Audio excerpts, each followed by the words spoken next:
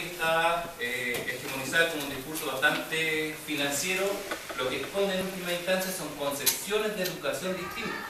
Y por tanto, de alguna manera, o no solamente de alguna manera, es extremadamente importante que nosotros podamos identificar los argumentos que están en la base de cada una de esas concepciones y nosotros tener nuestros propios argumentos para fundamentar la concepción de educación que nosotros creemos, que me parece que es la educación pública totalmente sustraída del mercado. Pero eso supone tener de manera muy clara la argumentación precisamente de aquellos que sostienen y defienden la educación neoliberal. Entonces, el primer fundamento era, es extremadamente importante tener una mayor comprensión de esta perspectiva neoliberal. El segundo argumento dice relación con lo que anteriormente ya había perfilado. Hoy se carece en la formación inicial de los profesores, desde mi experiencia, de una perspectiva mucho más crítica en relación a la educación. No hay, pues muy escasa la formación en las teorías críticas que precisamente están a la base de distintas concepciones de educación.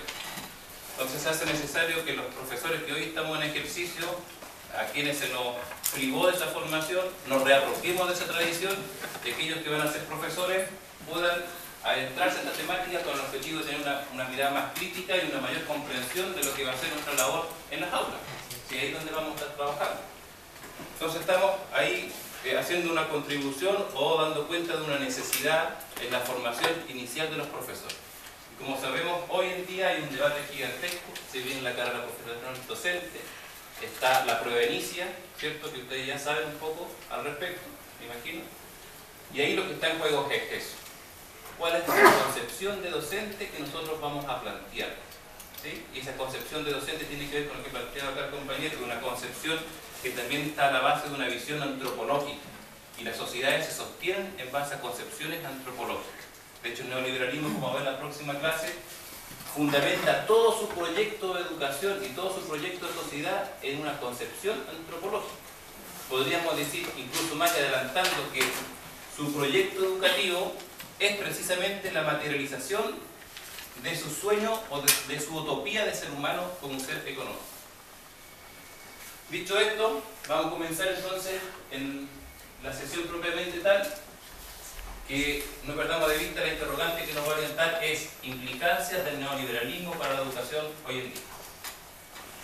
El curso se va a fundamentar en una diferenciación clave que tiene que ver con aquellas concepciones que están o se ligan con la tradición más instrumental de la educación y aquellas concepciones que están en una lógica de la teoría crítica, o dicho de otro modo, aquellas que ven a la educación como un valor en sí mismo y aquellas que ven a la educación y a la escolarización como un medio para la realización de ciertos proyectos de sociedad.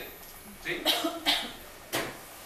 Evidentemente la concepción neoliberal está en una determinada concepción epistemológica que nosotros la vamos a identificar con la concepción instrumental, ¿cierto? La educación al servicio de un proyecto económico. Eso supone que al menos podamos perfilar un poco desde dónde me voy a plantear en el curso desde el punto de vista teórico más general. Y para eso vamos a recurrir a los planteamientos del filósofo español Mardones y de Habermas. Particularmente Habermas es un autor alemán que tiene un texto importante, ojalá lo puedan leer, que se llama Conocimiento e Interés, en donde se plantea la interrogante de cómo es posible ordenar a las distintas construcciones o discursos científicos. ¿Sí?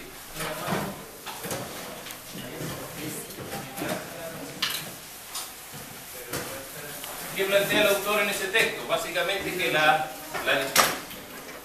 existen distintas teorías, distintos paradigmas y por tanto, bajo su noción se puede identificar en tres grandes corrientes o corrientes. La primera concepción es la concepción epistemológica empírico-analítica, la segunda la concepción histórico-hermenéutica y la tercera las críticas o emancipatorias. ¿Ya? Eso opera en el mundo de las ciencias sociales, nos dicen estos autores, y al mismo tiempo hay otros que le han dado, digamos, la bajada al mundo educacional. Por tanto, esta misma clasificación la podemos identificar también en las distintas concepciones que están en la educación. Nosotros cuando hablamos que el curso se va a fundamentar en esta doble diferenciación, ¿cierto?, la concepción vista como una lógica instrumental, o bien la concepción que enfatiza la educación por un valor en sí mismo. Estamos hablando básicamente de estas dos perspectivas, de la concepción empírico-analítica o la concepción que en las ciencias sociales se manifiesta en las teorías críticas. La concepción empírico-analítica obedece a una racionalidad instrumental. Sus características son el interés técnico. En las ciencias sociales se aplican, busca reproducir el modelo de las ciencias naturales en las ciencias sociales, que es lo que ustedes conocen como la lógica del traspaso del positivismo, ¿cierto?, de las ciencias naturales al mundo social. Entonces la lógica fundamental ahí es la observación, describir, medir, desarrollar una lógica de explicación causal. Por tanto, en la medida que yo puedo identificar las variables que están en juego en determinado espacio social, yo puedo manipular ese entorno social, incluso puedo predecir cuáles van a ser los resultados. Esto está en la educación hoy en día y de hecho es el paradigma oficial. Cuando se identifican las variables que, por ejemplo, pueden determinar el mayor logro del aprendizaje de los estudiantes, se cruzan esas variables y en la medida que yo las identifico, se supone que yo puedo controlar esas variables y en la medida que controlo esas variables voy a conseguir mi objetivo, que es el aprendizaje de los estudiantes, ¿cierto? Entonces es una lógica positivista, es decir, asume que la sociedad o los seres humanos existen ciertas leyes que los investigadores no tienen más que descubrir esas leyes para poder controlar y buscar los efectos deseados. O esa lógica es instrumental, porque es un medio para obtener un objetivo que yo predetermino, ¿sí? Contrariamente a esa concepción, hay otra visión que es antagónica, que es la concepción de las teorías críticas o emancipatorias, en donde lo fundamental es comprender la educación no bajo una lógica del control, de la predicción, sino que bajo una lógica de entender la educación siempre entendida en su interrelación con el mundo social, con el mundo ideológico, con el mundo cultural. No podemos entender la educación si no está en ese entorno general, ¿sí? Esto es importante. Lo que estoy diciendo de otra manera, en otros términos, es que cuando el neoliberalismo critica a aquellos que entendemos a la educación vinculada directamente al plano político e ideológico, porque precisamente dicen, no, la educación no tiene que ver con lo político e ideológico, estoy planteando que nuestra posición no es antojadiza, nuestra posición tiene un fundamento epistemológico y teórico gigantesco. Por tanto, lo que está en disputa son en la defensa de concepciones teóricas bien fundamentadas. No es al azar nuestra defensa de la educación entendida bajo una lógica de profunda interrelación con la política, profunda interrelación con lo económico, profunda interrelación con lo cultural y con lo ideológico. Nosotros nos estaríamos montando en una tradición teórica epistemológica que fundamenta nuestra posición, ¿sí? Las teorías críticas asumen que la educación debe estar al servicio de procesos de emancipación de los seres humanos y no ligado exclusivamente a la búsqueda del desarrollo de determinados proyectos económicos, que en este caso viene a ser el capitalismo o el neoliberalismo. Critica o intenta develar lo que está en juego en la educación, las ideologías que están permeando los procesos del currículo, cómo se organizan las escuelas, y va develando cómo funciona la escuela en una lógica de la reproducción de la dominación. Todo eso que para nosotros, o por lo menos para el mundo de izquierda, nos suena como sentido común, o sabemos que es así, no siempre fue así. Este gran aporte recién se comienza a desarrollar en la década de los 40, 50, la teoría crítica aparece en la década de los 20, y en el mundo de la educación recién en los 60 y 70. Entonces, si nosotros vamos a contraargumentar, ¿cierto?, este discurso neoliberal que asume la educación bajo una lógica extremadamente técnica, instrumental, precisamente nuestra otra concepción epistemológica se fundamenta en otra visión del mundo, del ser humano y de la propia educación. Me parece que es importante subrayar una noción fundamental que la teoría crítica ha logrado argumentar e instalar en las ciencias sociales y en la misma educación. Horkheimer, que es uno de los principales autores de esta escuela, que es la escuela de Frankfurt, de raíz marxista, define que la teoría crítica no posee otra instancia específica que el interés, insisto en ella, por la supresión de la injusticia social. ¿Sí? Aquí el autor nos está diciendo que existe otra teoría, que es la teoría tradicional, la que está acá. A esta teoría o a esta concepción de educación no le interesa transformar la educación, no le interesa transformar la sociedad, le interesa describir la sociedad y buscar los mecanismos adecuados para mejorarla, ser más eficiente. En esta lógica no. El interés está al servicio de la supresión de la injusticia social. Por lo tanto, esta teoría tiene una perspectiva axiológica, valórica, fundamental. Y aquí voy, lo más importante, que esta teoría pone en el centro la praxis transformadora. La teoría crítica asume que hay que transformar la realidad si es que nosotros efectivamente queremos avanzar en la lógica de suprimir la injusticia social. Bajo esta otra concepción, el concepto de praxis no aparece. Entonces, si lo llevamos a otro terreno, y en un terreno más político aún, los profesores no solamente podemos fundamentar nuestra participación política al interior del aula y nuestra participación política en las organizaciones de trabajadores de la educación, una cuestión política más clásica, sino de reivindicación, la podemos fundamentar desde el punto de vista teórico. Porque la teoría crítica en el ámbito de la educación asume que precisamente en la búsqueda de la emancipación de los seres humanos lo que debemos hacer es aplicar la praxis. Es en la praxis donde los sujetos se van transformando en sí mismos y vamos modificando y vamos alcanzando la supresión de la injusticia social. Entonces, la idea central en resumen en este primer apartado es esa. Todo este curso se va a montar en esta lógica. Lo que está en juego cuando hablamos de neoliberalismo y lo que está en juego cuando hablemos de pedagogía crítica es dos concepciones de epistemología, dos concepciones de teoría que están en disputa.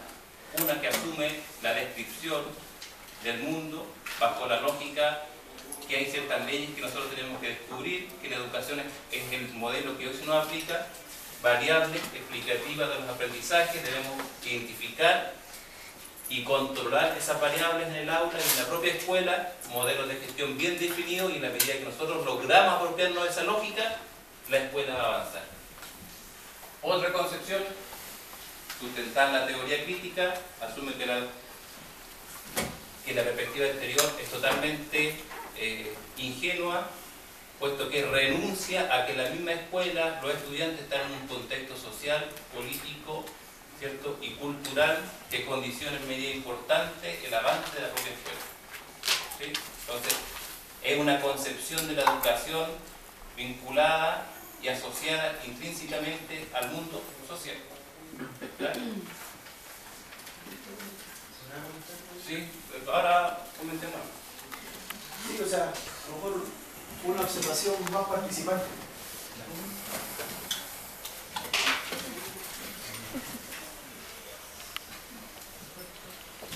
En lo tradicional, que siempre se ha levantado una gran crítica, ¿cierto?, sobre todo en la parte metodológica a nivel de aula. De hecho, uno podría pensarlo, a lo mejor en criterios de eficiencia, vamos a tener pequeñas unidades productivas y nos va a tocar tener a lo mejor un supervisor, ¿no es cierto?, que constata, ¿cierto?, supervisa, ¿cierto?, mide para que estos centros productivos rindan. Fordismo puro. Por eso yo le decía que la observación desde el aula, la gran crítica, o a lo mejor ni siquiera desde... Esto se ha cuestionado mucho a nivel de aula. ¿Qué es lo que lo podemos ver a lo mejor, profe, o compañero, mejor dicho, compañera? El mundo del trabajo, ¿cómo funciona? ¿Qué nos dice el aprendizaje a lo mejor cooperativo? ¿No es cierto? Que los sujetos, ¿no es cierto?, aprenden mucho mejor, o a lo mejor, siendo un poco más estricto, sin amigos no se aprende, a lo mejor como decía Vygotsky, ¿cierto? Por lo tanto, yo creo que por lo menos, desde mi experiencia, lo que nos plantea usted, estos contrapuntos, sumamente vigentes. Y a lo mejor, yo desde mi, esta noche de repente medio solitario, los 45 minutos, ¿de dónde? ¿serán idóneos? Un profe me dijo, no, yo tengo recreo en sala. Porque a lo mejor la profe de diferencial nos puede decir que no todos aprendemos igual. Bueno, eso es lo importante, que vamos aterrizando esto, estableciendo el diálogo con lo que pasa en la escuela en general. Profe. No, nadie ve. ¿Se podría abrir la ventana? Como para no sofocarlo. Vale.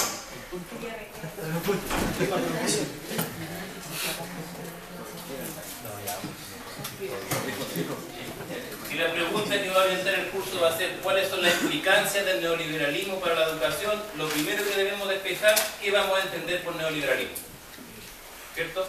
Entonces, lo fundamental es que el neoliberalismo es una fase determinada del desarrollo histórico del capitalismo que se comienza a desarrollar, como sabemos, a partir de la década del 70, se implanta en Chile, se desarrolla como un modelo hegemónico del desarrollo de este capitalismo a nivel mundial y tiene ciertas particularidades, ¿sí? Nosotros vamos a plantear que el capitalismo, o incluso hay algunos autores que plantean que es derechamente el imperialismo, entonces hoy no habría que hablar de un capitalismo neoliberal globalizado, sino que es el capitalismo en su fase imperialista, ¿cierto?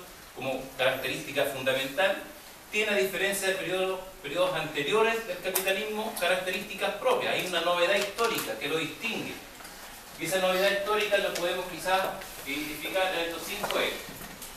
El primer eje de este desarrollo del capital tiene que ver con la hegemonía absoluta del capital financiero en desmedro de otro tipo de los capitales, ¿cierto? La lógica de la especulación como elemento que hegemoniza y estructura la economía capitalista a nivel mundial, las transacciones internacionales, en la bolsa, etc. Y de alguna manera situar en el plano subalterno la lógica del capital industrial. Una segunda característica fundamental es la revolución científico-tecnológica que se comienza a desarrollar con mucha fuerza a partir de la década de los 60, que se apropia, nosotros la podemos ver, o sea, cotidianamente en nuestros celulares, el desarrollo de la microtecnología, ¿sí? El desarrollo o la modificación de las bases técnico-productivas que están a la base, con un fuerte desarrollo de la fuerza productiva y la técnica aplicada para la producción de los bienes y servicios, ¿sí? Esta revolución tecnológica es inédita desde el punto de vista histórico del capitalismo y, como vamos a ver, tiene profundas implicancias en la educación. Otra característica fundamental es un reordenamiento de la organización del trabajo, ¿ya? El compañero decía acá que estábamos en el Fordismo. Hay un debate que es importante si estamos en el Fordismo o en el posfordismo. En el siglo XX el trabajo, el capital lo ha ordenado básicamente en 3 grandes etapas: el seidorismo, ¿cierto?, del principio del siglo XX, el Fordismo, que es lo que más nosotros podemos comprender, que se desarrolla en Chile en el periodo del Estado de Compromiso, que va de la década de los 30, que son las grandes industrias, la producción en serie en una misma industria y todos los obreros, ¿cierto?, produciendo, que es la clásica visión de tiempo moderno de Chaplin. ¿Lo han visto? Esa etapa del desarrollo del capital es el capitalismo que organiza a los trabajadores, ¿cierto?, en el Fordismo. Nosotros vamos a plantear que no estamos en el Fordismo, sino que estamos en la etapa del post-Fordismo. Y por tanto hay una nueva organización del trabajo. Nueva organización del trabajo que va a tener un impacto en la escuela, porque las escuelas se van a tener que reordenar en función de las necesidades de esta nueva organización del trabajo, puesto que vamos a asumir que la escuela siempre está vinculado al mundo del trabajo, ¿sí? Es una premisa fundamental.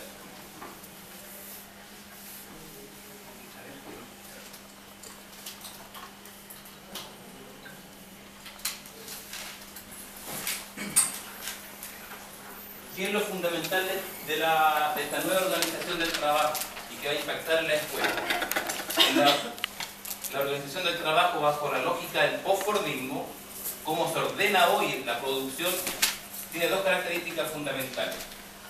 La producción en red, ¿cierto?, que implicó el fin de la gran producción de un determinado bien en una misma industria.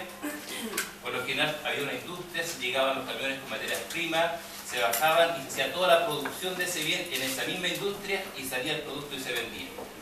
Hoy no existe esa lógica de producción, y lo que existe es una producción en red, donde existen pequeñas unidades de producción, donde una unidad puede entrega la materia prima, otra unidad entrega una determinada pieza de ese bien, otra unidad productiva entrega otra pieza del bien que vamos a producir.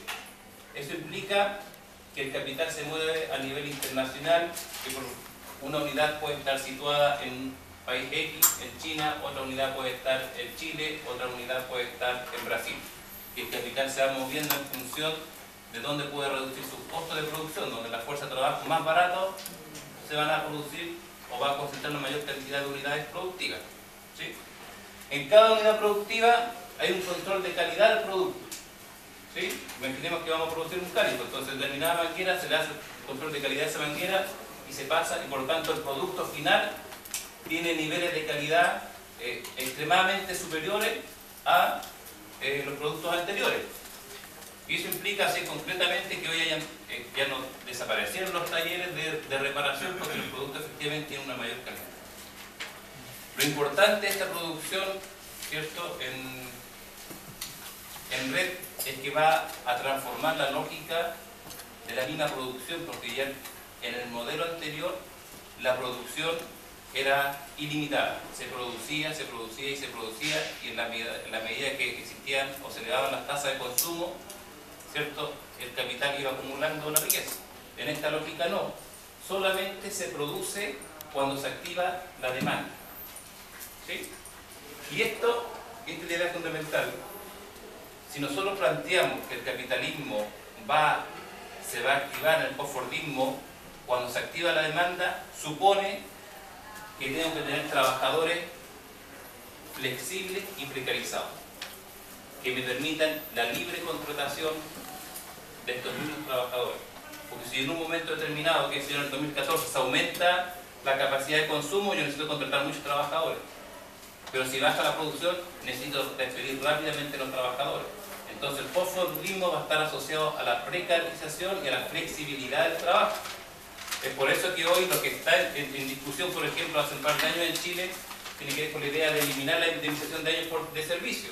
Eso es la política concreta que permite materializar la flexibilidad de los contratos, ¿cierto?, en el mundo del trabajo, y que hace carne esta premisa teórica que estoy indicando, que la producción en red se va a activar en función de la demanda y que precisamente requiere una mayor precarización y flexibilidad de los trabajadores.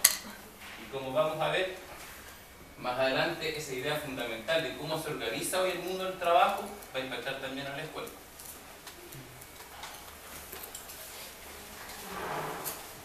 Una cuarta característica en relación con que el capitalismo a escala mundial sigue siendo unipolar. Existe una gran potencia luego de la Segunda Guerra Mundial. Y esa potencia imperialista, capitalista, sigue siendo Estados Unidos. ¿Sí? Hay algunos planteamientos que hoy estaríamos transitando en un mundo al menos bipolar, con la emergencia de otras potencias como Rusia, pero eso es un proceso de transición. Hoy es indiscutible que la principal potencia a escala mundial, y de hecho la principal potencia de carácter militar, sigue siendo Estados Unidos. Y desde Estados Unidos se han impulsado una serie de instituciones, y paso al quinto punto, que van a permitir la hegemonía de este desarrollo del capitalismo. Instituciones que son nuevas, que no existían antes, que permiten que todo este sistema se vaya aplicando. Tiene que ver básicamente con el poder del Banco Mundial y el plano específico de la educación, con el poder que tiene la OCDE como institución que va a ir reordenando los sistemas educativos. La OCDE hegemonizada particularmente por Estados Unidos. Entonces,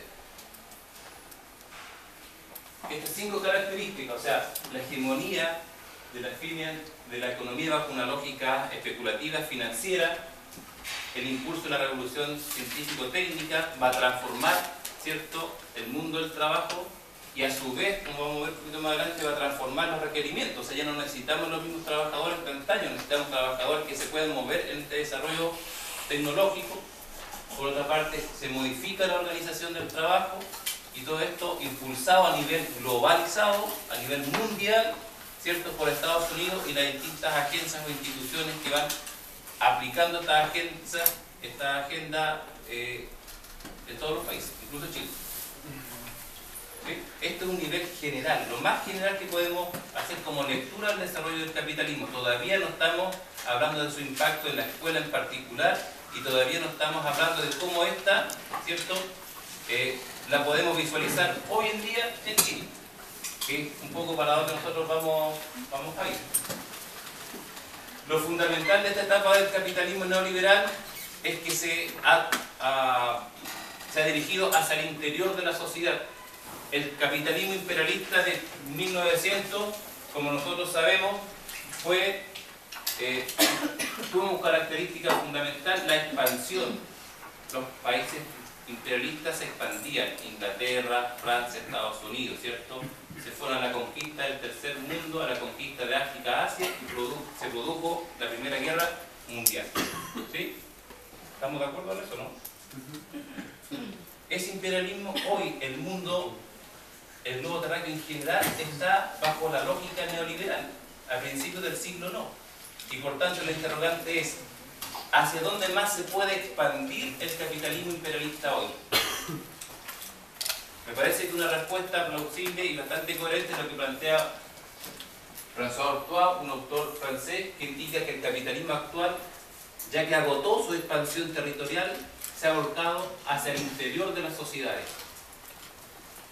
Esa premisa significa que hay que mercantilizar aquello que antiguamente eran derechos sociales.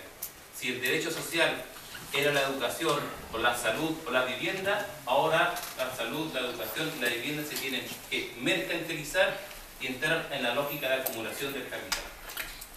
¿Sí? Eso es como una característica fundamental del capitalismo neoliberal. Entonces, esa perspectiva, esta caracterización actual nos permite entender por qué hoy la educación es privada, por qué la salud hoy es privada, por qué la vivienda se privatiza. Porque agotado el espacio, la extensión territorial, ¿cierto?, la sociedad o el mismo capital, las burguesías, comienzan a mercantilizar distintos espacios o zonas que antiguamente no están.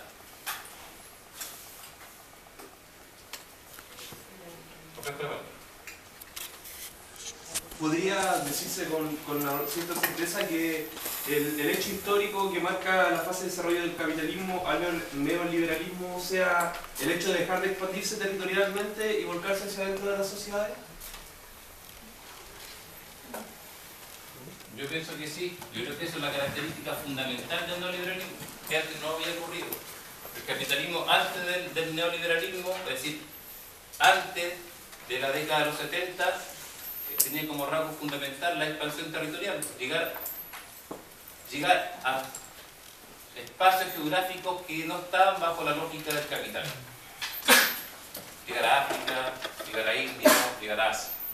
Hoy no, están todos los espacios mercantilizados, en una lógica hegemónica capitalista, con relaciones mercantiles, y como esa, insisto, como esa lógica ya se agotó, y el capitalismo en su vocación permanente de seguir acumulando riqueza, ¿cierto?, lo que hace precisamente es mercantilizar aquello que antes no estaba bajo la lógica del mercado. ¿Y qué no estaba bajo la lógica del mercado? La educación. Entonces, si hay que privatizar la educación, se privatiza y por tanto se amplían los circuitos de acumulación.